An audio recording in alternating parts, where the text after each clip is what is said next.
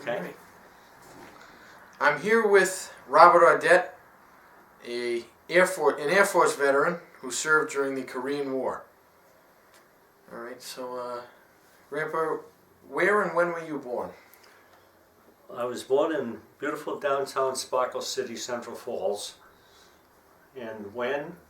12/19/1931. All right. What did your parents do for a living? My father worked in Lorraine Mills as some kind of a supervisor for what he termed the slasher shop, which I have no idea what that was or is. And my mother only worked part-time at Coates Field. All right. How many siblings did you have? One of each. I had an older brother, several years older than I, a sister, a year and a half older. All right. So you were the baby. I was the baby. Yep. Yeah. Did anyone? Another baby came along, but passed. Oh, I see. Did anyone in your family serve in the military? My father was in the war. My brother was in the Naval Air Force during the Second World War. My father was in the First World War. Really? Yep. What branch did your father serve? Do you know? He was in the cavalry. Really? Yes. He was a horseman. Wow. What were you doing before you went to the service? Right out of high school. I just finished my senior year in high school and joined the service. I see. Which branch of the military did you serve? The Air Force. Air Force. Yes, USAF. So you must have been 18 if you enlisted out of high school then. No, I was 17. 17? Yes. Why did you choose that specific branch of the military? I have no idea. I never liked ships. I was always thrilled with airplanes, so I figured that would be the closest way to find an airplane. All right. Do you recall your first days of service and what it felt like? My first days of service was rather rigorous because it was basic training. Yeah. And that lasted for 3 months. And then schooling lasted for another 9 months. And I became a radio operator mechanic. And then I had a 10-day break. Came home here to Rhode Island from Texas. And promptly was put on a plane out to San Francisco. And pushed off onto a ship and sailed the ocean blue. And you went to Japan? I went to Okinawa at the at the beginning, and only a short period of time was I there. And why, I have no idea, whether it was just a jumping off point or I have no idea. But we had duty there, but just sketchy at best. Nothing routine. Do you, oh, sorry. And then we went up to Japan, to Tachikawa Air Force Base, which was in view of the mountain right there that's just outside of Tokyo. Can't think of the name of it. And from there, I was only there several months, and I was shipped down to southern Japan, to Kyushu, the island of Kyushu, and from there transported over to Korea. And spent the next 22 months in Korea. And supposedly the tour of duty in Korea was 18 months, but I was lucky I spent 22 months there. Yeah. My responsibilities there were maintaining radios and filling in as a radio operator as needed. And it was interesting because if we could hear news, we would be able to follow the flow of troops and everything else, whether it was the North Koreans coming down or the Chinese coming down from the north, or the South Koreans going up and pushing up north, but we had no real communication with any outside source. So we just followed orders and said yes sir, and went in the directions we were told to go in. We started off at Incheon at a small Air Force base, went up to Daegu, which is pretty much in the center of Korea, South Korea, and then as far north as we went was up to Seoul, and there was an Air Force base, a good sized Air Force base outside of Seoul. And then when the Japanese, the Chinese started their offensive, we were pushed out of there rather hastily, I might add, and went back down to Daegu, again in the center of South Korea. All right. All right. All right. So we covered a few of the next questions. Can you tell me about some of your most memorable experiences?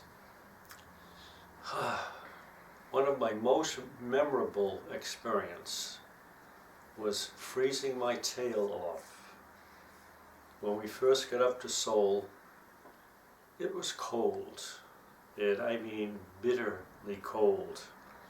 We had originally sleeping bags, and then we finally got mats to put on the ground under the sleeping bag, which was a big help because it prevented moisture from coming up into the sleeping bag. And it was interesting because by day, as long as it didn't rain, we could hang the sleeping bags out and let them dry out a little bit. You had to sleep with your shoes in your sleeping bag because you never put your shoes on the outside because they freeze. And it was on the same parallel as, I think, New Brunswick in Canada. And the reason for the cold was, it's a cold parallel. Other than that, we were disturbed one night when the field that we had was a makeshift airfield, and it was made out of steel intertwining pads that you'd intertwine them and lay them down on the ground, and they would generally stay there with a normal plane coming in and out. But one night a Navy fighter came bouncing in, literally, and had a sturdy wire hanging off one of its wings. Well, the problem was, it wasn't the tires on the Navy fighter, it was the dragging of that cable that tore up the airfield something fierce. We had flying metal or steel pads zipping all over the place. That was a little bit scary and interesting because we were all mustered out there to take care of whatever was going on. And nothing happened other than the airfield getting torn up, which the following day we had to repair. Other than that, the Navy fighter took off the following day after they get the metal, the wire off the wing, and we wished him well and fed him well and gave him a send-off. All right. Now you mentioned earlier about how you had to sleep in sleeping bags. Where did you sleep? Did you stay in tents or Quonset huts or? Well, eventually in tents, not Quonset huts, tents. And eventually we actually had stoves in the tent, which was nice. But originally we slept on the ground. Out in the open? Yeah, unless you could find a bush to hide behind.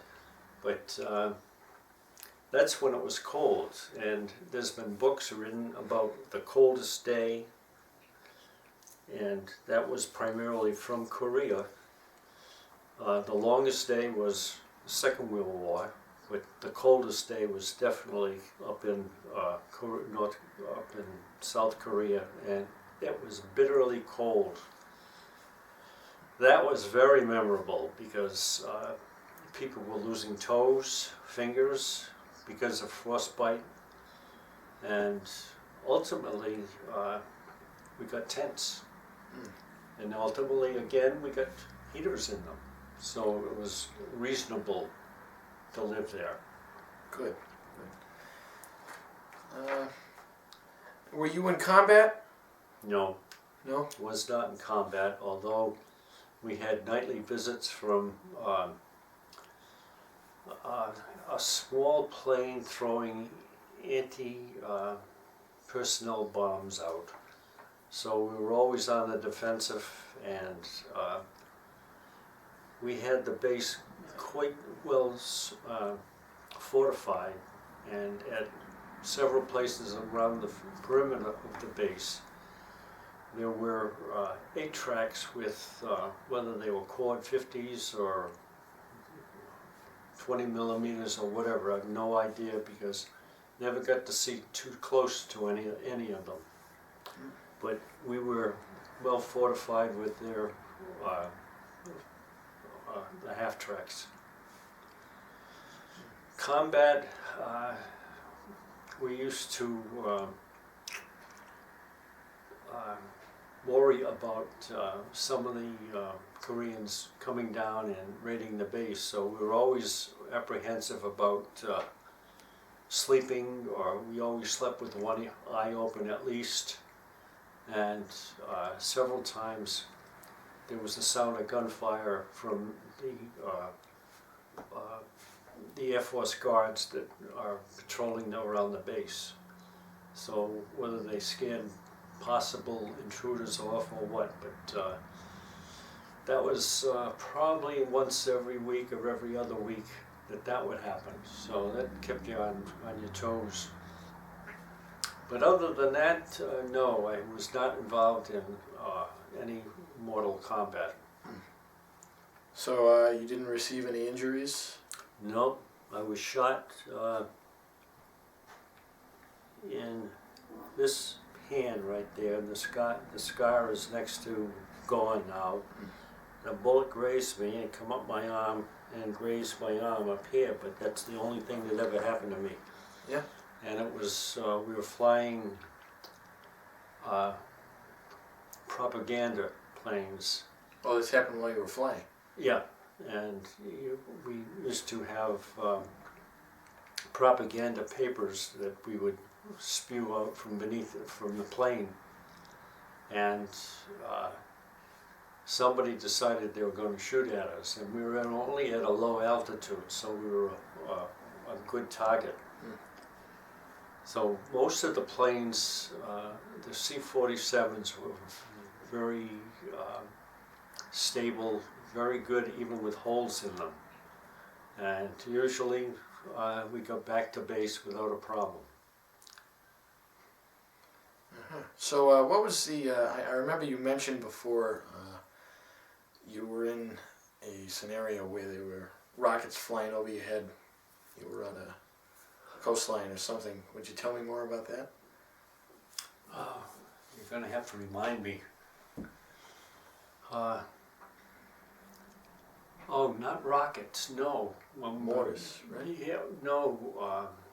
From the battleships out in the harbor, they were shooting over our heads. They're 18-inch guns or whatever they are, and we could actually hear them. The bullets going, bullets, I guess that's what you'd call them, going over our heads would make a whirling sound, and then the ground would shake and you'd hear the blast off in the distance. But that was a product of, thank God for the Navy, they were shelling north of where we were. And that's when we were in Incheon, which is along the coastline, so the battleships could get in fairly close, which was a help to us because it warded off any possible intrusion of North Korean troops. What were you doing on that beach? You know, what was the? It wasn't a beach. It's where we were directed to go because we were pushed out of the Taegu area, because that was a backup to when we were leaving Seoul.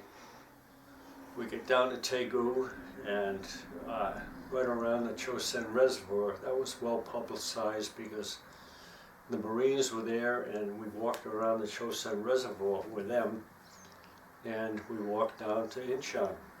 And that's when, I guess it was MacArthur had invaded up further north and cut off a lot of the North Korean troops. It was a scary moment in a sense, because you had these big things going over your head, which was almost constant, and you could hear off in the distance the sound of these things exploding, and you could feel the ground shake. So did your unit have any casualties while you were making these movements? No, other than probably some people acting foolish and doing things they perhaps should not have been doing. Playing around with phosphate, or that would be something that would, with a match, would almost explode into a brilliant white fire. And some people get burnt playing around with those things. Really? Yeah. Did it happen a lot? Not that frequently, but we were always warned about picking up shells and tearing them apart. And there was always an availability of loose ordnance hanging around. Oh, I see. You were never captured? No, sir. Thank you. Were you awarded any medals or citations?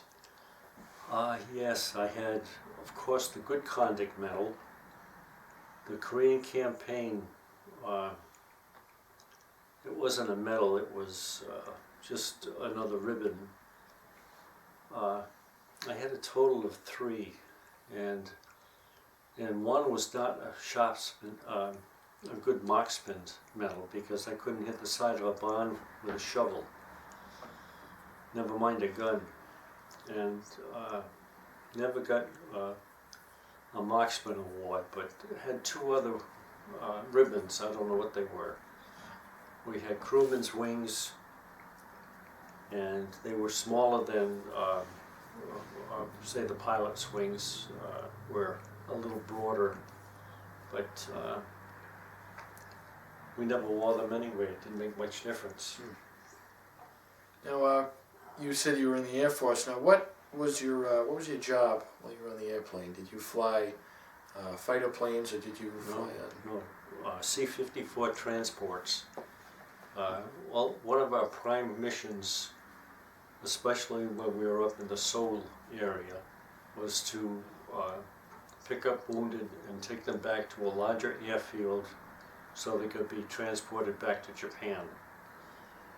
With usually a doctor every so often, oftentimes would be accompanying some of them. If they're more critically wounded, there would be a nurse. And the planes were outfitted so that you could put canvas wounded carriers. I don't know what you would call them other than like a litter bearer. You'd have the 2 handles at either end of the canvas, where you'd have a wounded person and you'd have him strapped in, so if anything happened to the plane, he'd stay in his little bunk. But that was a little bit messy. Some of these poor buggers were not in the best of shape. It's like what happened recently down there in Florida, where some guy with a high-powered weapon was going around shooting people. Well, these people were shot up quite badly oftentimes. Either that, or they were involved in an explosion of a type or a shell. So they were not in the best of shape. Did you receive any close calls while you were on a plane? I remember you did mention something. Yeah, I had my seat removed. We had some ground fire coming up, and evidently it was a good thing the shell did not explode, but it went up through the undercarriage of the plane and took my seat, tore that apart, and went off through the top of the plane. Yeah. Which was a little bit hairy, because if I was sitting in the seat, I wouldn't have a hemorrhoid problem. Mm. But other than that, that was the closest I came to disaster. Huh. All right. I'm glad you weren't in the seat. Me too. Yeah. Well, what were you doing? I was standing between the pilot and the co-pilot, and Giving a report? commensurating with them. I don't know what I was doing, because the plane took some fire and bounced all over the place, and a lot of smoke come in, probably from the wires that were burnt. But other than that, not much of anything. About the time they had to jump out. Oh, did you have to jump out?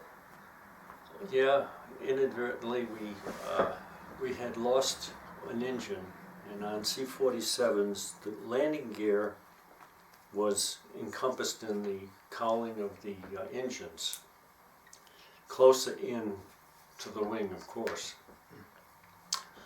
But we took enough fire so one of the engines, including the landing gear, was tipped down, so the landing gear would be useless. The engine itself would drag, so the plane would probably flip. So we were told to get out of the plane. So no one wore a parachute, so you had to strap on your parachute, and they were uncomfortable as heck, because they were not what you have today with them putting on a backpack and having a nice comfortable parachute. They were the kind that it was, you sat on it if you had it on. And it was difficult to walk around with it, because it was banging in the back of your legs constantly. So that's why no one wore them or kept them on. So you could get out of it as soon as you could and put it in a pile somewhere. Yeah. But like most of the guys on the plane, they didn't have their high strapped in shoes on.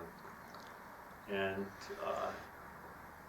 I had one shoe decided to leave me when the parachute opened. The other one stayed on for some reason or other, don't know why, but I had tied them both about the same tightness. And one shoe left and the other stayed on, and when I hit the ground, I think I was a little bit happy about that. Yeah, I would be. I hit the ground rather hard, though. That Yeah. was the problem, yes. Where were you? Where did you land? On my feet, mostly. I would hope. Yeah, the plane was returning down towards Seoul at the time. So I really don't know where we were technically or exactly, but we were on our way back home, and the pilot couldn't maintain flying altitude too much longer, so that was one of the reasons why we had to get out of the plane. Were you picked up by somebody?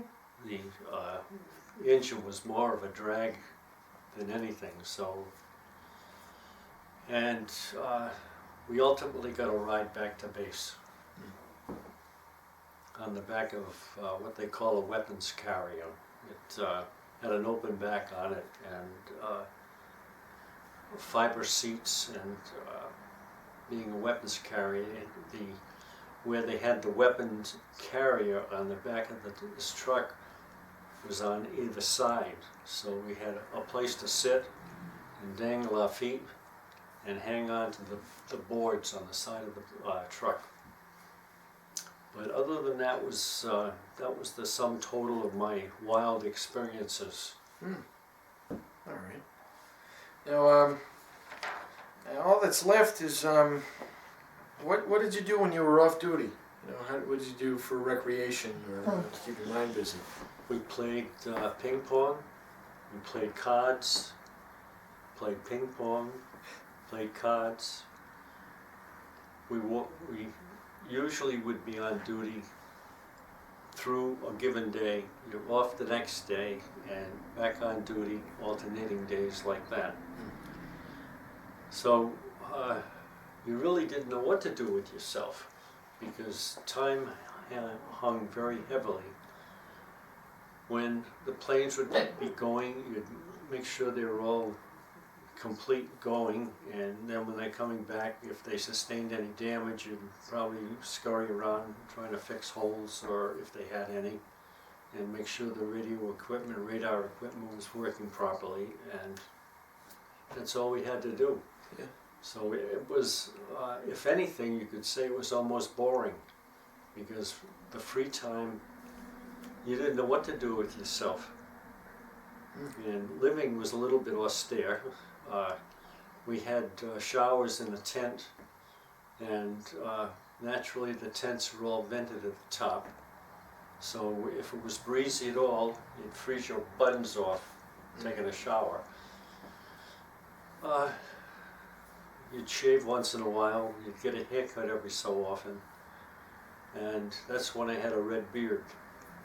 Really? Yeah, I had a red beard. How'd you go to the bathroom?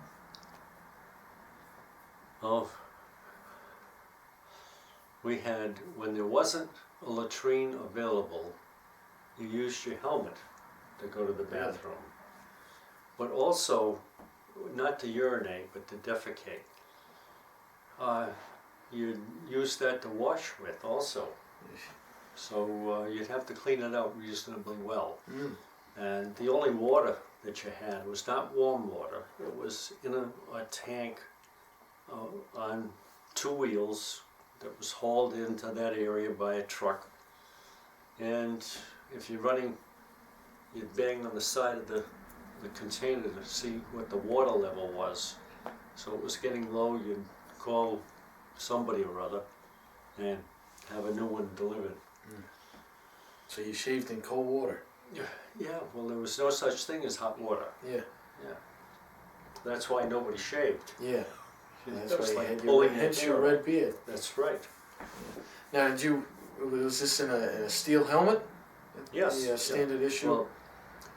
Well, there's two pieces to the helmet. There's a liner, which is a fibrous material, and that there was a lip or a leather strap across the front of that you put over the lip of the steel helmet that kept it together. And usually you had it on. Steel, liner, and all. Not strapped down to your chin, but just on. Yeah. Did you interact with any of the Korean people while you were there? Or did you? The only interaction that we had was everyone had a houseboy, and he would take care of the laundry and air out your sleeping bags and hang them up as best he could here, there, and everywhere. The sleeping bags had ties on the bottom, so they were easily hung. As long as they were up off the ground, that was good. Usually these kids would work for pay, of course, and there was no such thing as having an income for these kids, so whatever you could give them, it was like found money. And they were most appreciative because they not only were supporting themselves, but they were supporting their families also. But life in the big city was a little bit difficult. I had never ventured into Seoul, into the city of Seoul. I had gone into the city of Daegu, and not as we would see a city in this area, considering it's a war zone. There were a lot of makeshift huts and a lot of canvas or plastic or whatever was available to cover things. And life was a little bit austere for these people, without a doubt. I remember you told me once that you saw the elderly Korean men. Oh, yeah, that was interesting because the eldest of the family wore a hat that was No, I think she's pretty broadly brimmed, but what appeared to have a stovepipe coming out of the top of the center of the hat. And of course, they weave their own head Pretty with good. it. Was he happy? And it was all black, and that was Papa San, and everyone You would got any more? acknowledge the fact that he was the eldest of the family and earned their respect, which they did give this gentleman much respect. They would, in passing, they would bow slightly to him, whether they spoke or not was incidental, but at least they had to recognize the fact that he was the Papa San of his particular family. Yeah. Good. With very orderly hierarchy within the families. Where was it? And he was the gentleman that would Good. actually reap the rewards of his longevity, I guess you might call it. And didn't do much of anything but Good. just Is maintain your order in his family, electrician, I are guess. they happy Yeah. But I've never, when was you never ask them that to do intimate with something, or? any of the families to know what actually happened within the family, Yeah. other than what the houseboys would communicate with you as best they could about what goes on in the house. But they all lived in hovels. I don't know how many kids would be in a given family, but they say in a room like this would be the Yeah, that's sleeping great. quarters for the whole family. Really. Yeah, and he'd sleep on mats on the floor, Yeah. and hopefully it was not raining or Well, you don't messy get a or muddy room or full whatever. down, do you? No. Did you see or interact with any Korean soldiers while you were there? No, we never had the opportunity, even with some of the paratroopers, Yeah, yeah. never had That's the the opportunity to interact with them Well, because that's they were, okay, it's kept you going. even in a war zone, they were segmented into their own We groups. went, What about Yeah, POWs, North and Korean he POWs? asked the way you Never were. saw one, No? no. Jeff Maxine. Prisoners, we never really saw with- any of the prisoners of war or whatever. Why? I He said he would try heard to stories get and all of this permission to from get mostly and the he would let us paratroopers know where they would we could get be dropped into a zone and then ultimately picked up by just below them, helicopters. not changing. But they would say No. one time when the Chinese That's came right. down, if a That's wounded right. soldier, South So we Korean or gotta get that American straight or now. whatever the nationality, We if they don't were know wounded, what else there is. they'd kill them, make sure they were dead. Really? I So don't the know Chinese how and the to Koreans get never that. took prisoners The then? The Chinese never took a prisoner that, as far as I don't know how know. to get the computer. North Koreans so I can Koreans were type. probably about the same because they had no place to I put them. wanna type Yeah. the So information, I know that doctors, the phone numbers, and Chinese were everything brutal. all on They one were sheet.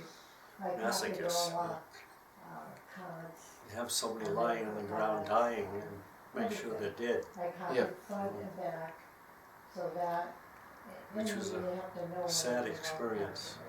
that. And that came from the paratroopers But I'd that like to put it- actually seen Maybe we should know. the results of things like that. They were a hardy bunch, the paratroopers. Yeah. We had the planes that would be jumping out of, and We process it, but it was do interesting you have because to they pay were, to get on? with all the gear that they had, Oh, Dad didn't know. that they had strapped to them, the armament that they had, the backup bullets that they had, they were quite hefty in, as far as extra weight. Mm. But they sustained life as best they could, I guess.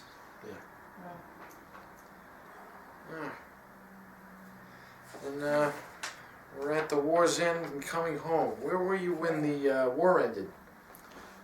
Where was I then?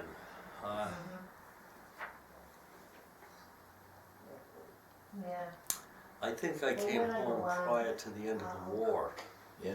And Well, I call it when I go on. supposedly the tour in Korea was, Okay. if I recall correctly, was 18 months. All right, I'm telling I was you, over there for I got, almost 23 months, I've got people, and They whether don't we were pay just even lost in the another shuffle or Right. our I went to see Joanne our MOS, yesterday, our, Debbie uh, came in.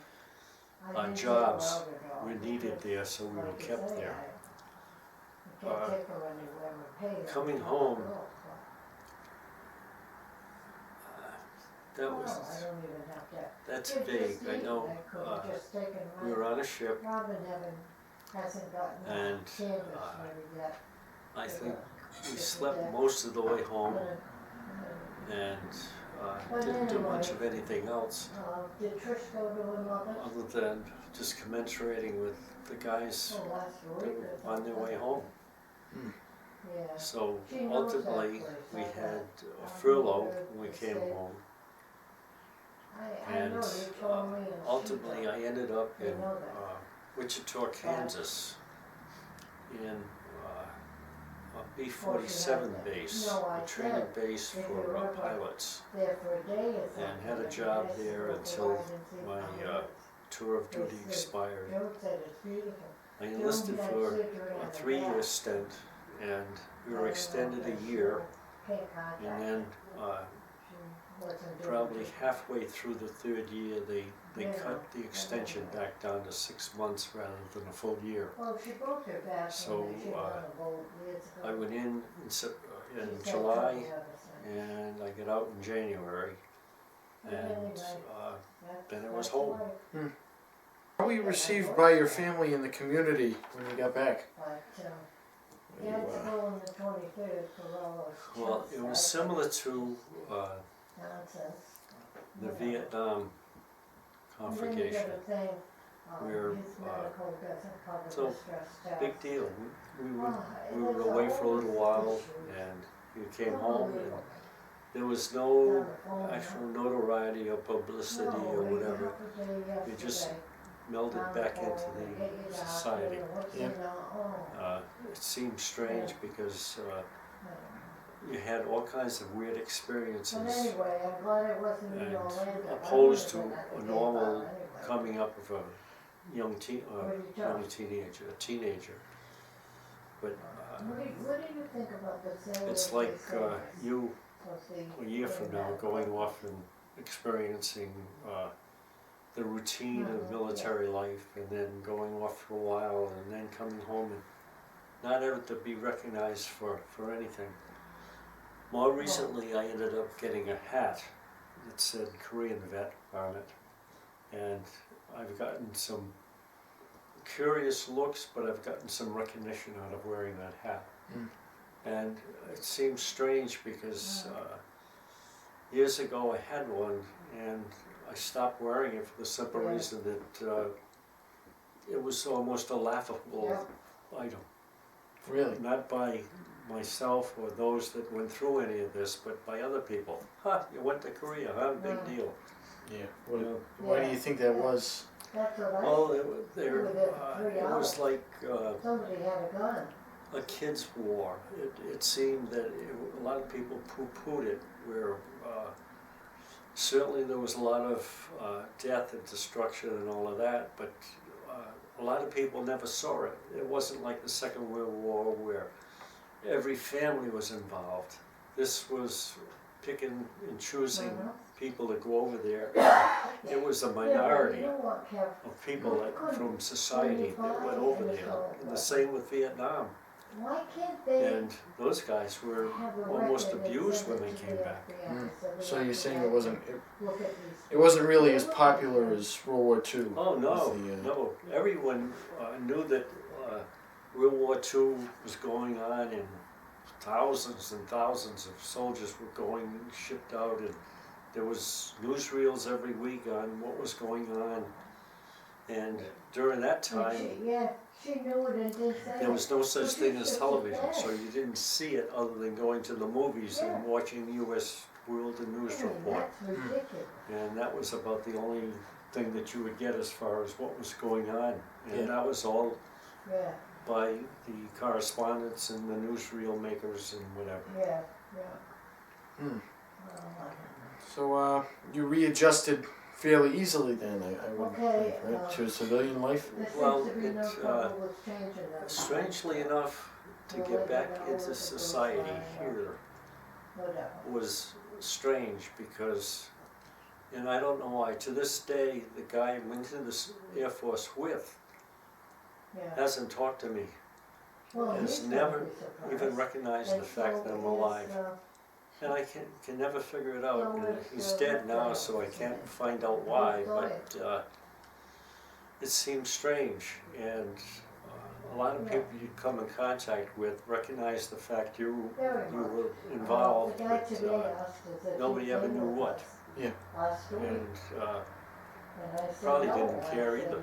he's busy, But and most I of my didn't peers ask him we're here. to come.